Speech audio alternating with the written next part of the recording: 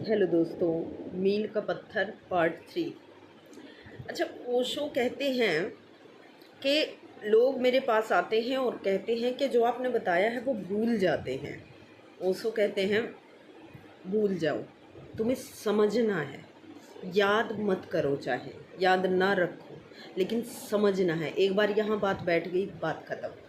कंजूस मन, कृपण मन हर चीज़ को याद रख लेना चाहता है, दिमाग हर चीज़ को रटना चाहता है, मन हर चीज़ को रटना चाहता है। समझने की उतनी चिंता नहीं करते हैं हम, जबकि चिंता वही करनी चाहिए।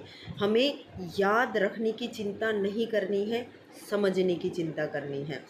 समझ लिए तो समझो आत्मसात कर लिया, तुम्हारे खून में मिल गया, तुम्हारी मज्जा में सम्मिलित हो गया, वो तुम्हारा हिस्सा हो गई वो बात। जब ज़रूरत पड़ेगी तो पक्का काम आएगा। कल जब कोई गाली देगा तब उसी तरह क्रोध पैदा ना होगा तुम में जैसे पहले हुआ करता था। अगर तुम इस बात को समझ गए, ये काम आएगा।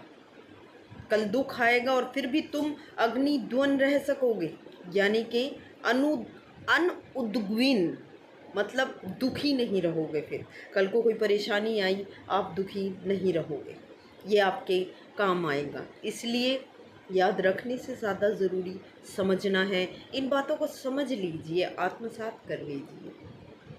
इन्हें याद करने की ज़रूरत नहीं है, समझने से आत्मसात होती है, नब्ज़ में मिल जाती है, आपके रग रग में दौड़ती है। इसलिए बहुत अच्छा है अगर आप किसी भी बात को, ये परमात्मा की है, ये तो बहुत समझने लायक है। और कोई भी बात हो जीवन की,